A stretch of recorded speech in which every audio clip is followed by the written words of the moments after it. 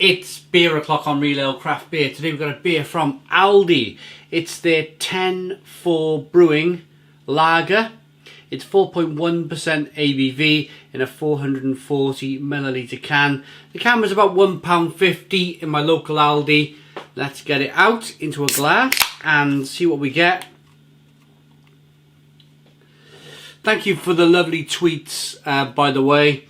You lovely people reminded me that there was a couple of new beers in Aldi. So we picked them up. We picked up this, and if you're watching this and you want to see a review of the New England IPA, that's either up already or we'll be releasing it in the next few hours. So look for the Aldi New England IPA on the channel. What am I expecting? Before I've even looked at the beer, what am I expecting? First of all, I think it's quite a clever, strategic marketing plan from Aldi. We all know the marketing disaster that was the Carling in 2019, where Carling was reduced to 4% ABV, but when they actually tested the beer, it was something like 3.8% ABV for a Carling. For years and years and years, Carling Black Label was 4.1% ABV, I believe. I never really drank it that much, so I don't know too much about the stuff, but I believe it was 4.1% ABV for a number of years. So I think the idea for Aldi's lager goes a little bit like this. Let's produce a clean, crisp, utterly refreshing British lager, as they put it, and let's make it a 4.1% ABV. That 4.1% ABV is absolutely no coincidence at all. No coincidence at all. This is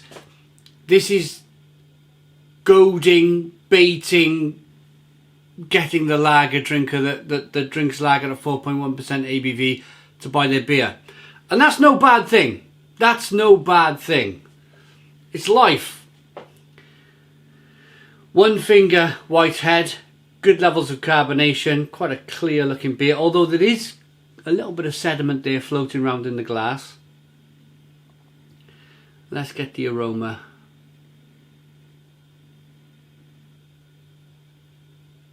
Ooh, actually smells pretty decent.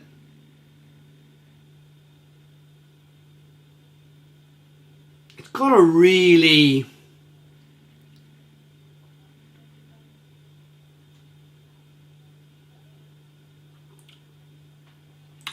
hoppy aroma. Really hoppy aroma. This reminds me of something like a Warsteiner or a Krombacher Pils, something along them lines.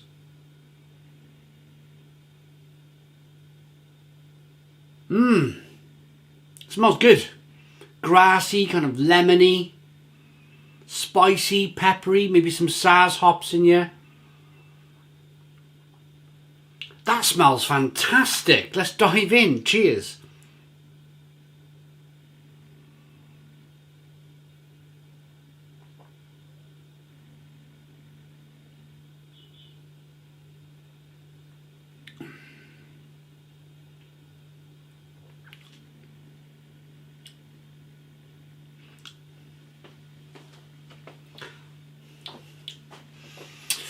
Ooh.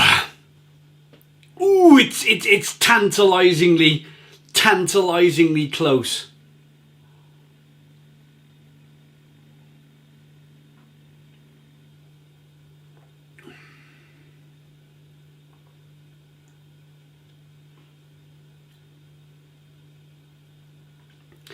It's a little bit lighter on the back end compared to like a Warsteiner Pils or a Krombacher Pils. I'm referring it to those beers because whenever I shop in the supermarkets, I buy the big kind of, I think there's 660 milliliter bottles of the Warsteiner or the Krombacher, and they're really good, really good lagers. This, it's a little bit light on the back end. It's a little bit like you're expecting it just to go up a level and just to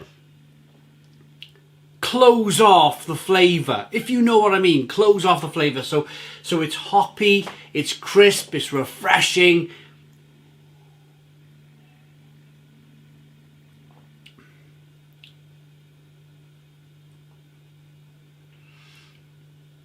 And maybe you're just looking for a little bit of body. A little bit of body in the beer. And the beer would have closed itself off. It would have been an absolutely fantastic lager for that price point. If there's one thing Aldi knows how to do, is to produce a lager. The Rheinbacher Pils for years and years and years was a really, really good Pilsner. And it's only recently it's gone, the ABV's lowered and it's not as good as it was. But if the German supermarkets know how to do one thing right, that's how to produce a really good Pilsner. This is not bad by any means, by any stroke of the imagination.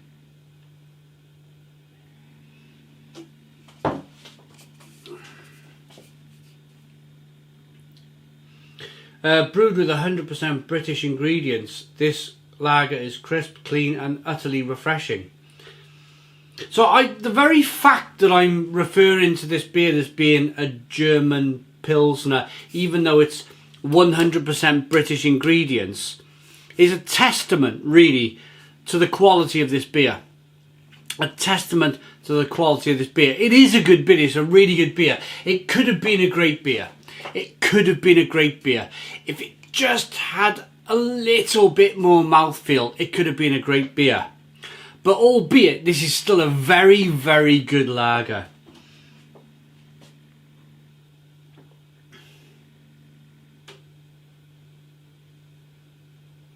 I like the aroma. I like the taste. And you've all seen recently, you've all seen how critical I've been of Aldi with their beers. You've all seen the double IPA review and that lemon thing beer review that I really didn't like. But I think this shows that I am a 100% independent and I go into the world with my eyes wide open. I'm a fair guy. I'm a fair guy. If the beer's bad, I'll say it's bad. If the beer's good, I will equally say it's good. This is a good beer for that price point. It really is.